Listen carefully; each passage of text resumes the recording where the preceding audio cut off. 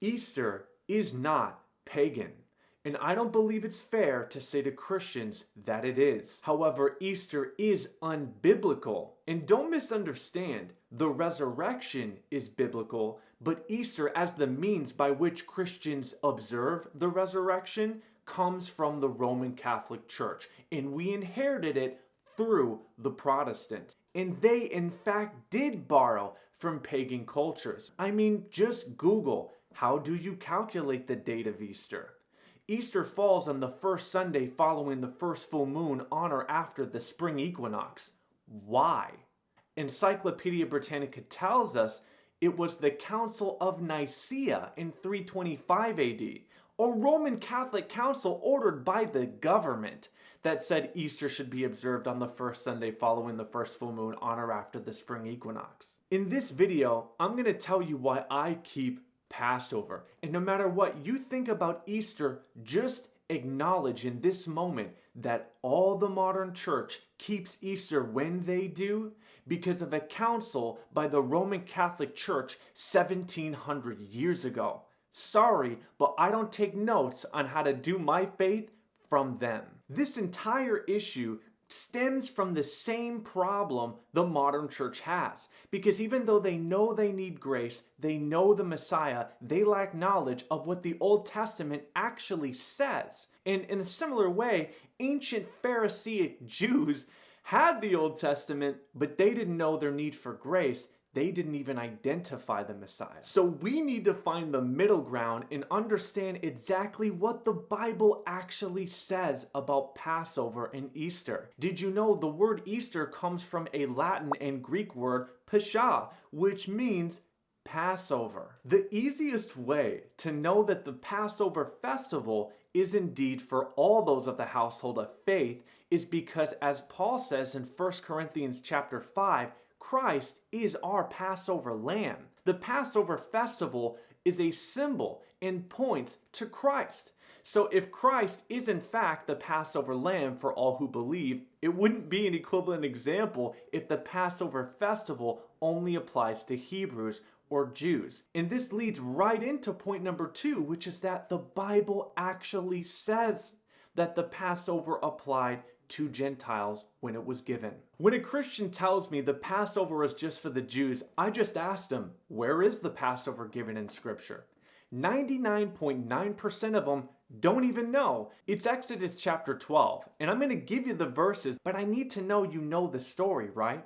Israel was still slaves in Egypt, and after 11 plagues, God said he was going to wipe out the firstborn of all in Egypt, to which they were commanded, cover your doorpost in the blood of the Lamb, so that the angel of death would see and pass over them, and hence we get the term Passover. Now hold on, I'm gonna give you the Bible verses, but I need to know you understand the depth of the symbolism. The Israelites weren't the only slaves in Egypt. They were a small fraction of them. This was the last of 12 plagues. All of Egypt had just witnessed the power of God. And in the same way now, anyone covered by the blood is spared, is I believe the same way then, anyone covered by the blood was spared. It always applied to everyone. Now to the Bible verses, and thank you for waiting. Let's start in Exodus 12, verse 43, because it says, "These are the regulations for the Passover, and no foreigner shall eat of it."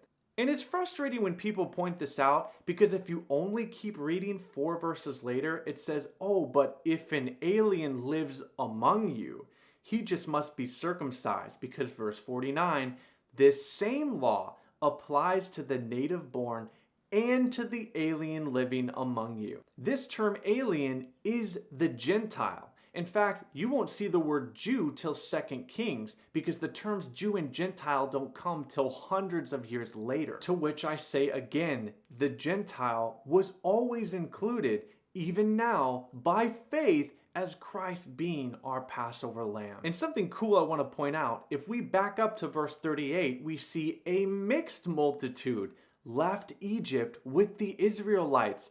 They weren't the only slaves in Egypt. They weren't the only slaves who were freed. Some historians even point out this could have only been mercenaries Because the same grace of God applied to them then as it does to everyone now as well. And now to my second to last point, because the Passover was given with the Feast of Unleavened Bread. This is so cool because it shows the practicality of these institutions in our life. Because what is leaven almost always used as a symbol of in Scripture?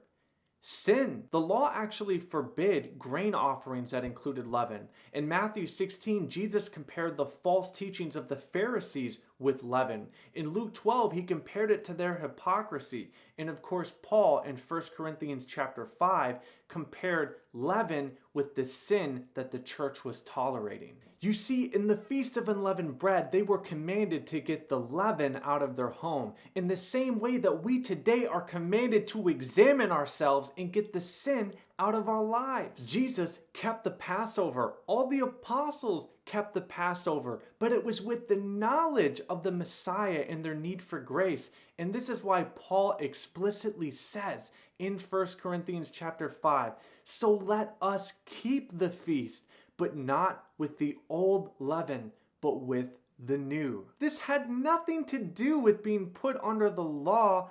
It had to do with showing what the law's true intention was supposed to be but couldn't do. And that was to bring us to a place of obedience through love in the Spirit. And this is so practical when you compare it to what we do today. Searching for Easter eggs, eating a bunch of chocolate Easter bunnies. Why don't we talk about getting sin out of our lives? Is that not so much more fruitful? I am testifying to you right now that it is. And now in closing, to go back to what we started with at the Council of Nicaea, where Easter was first decreed. They called it the Quarter-Decimon controversy. Quarter-Dice meaning 14th.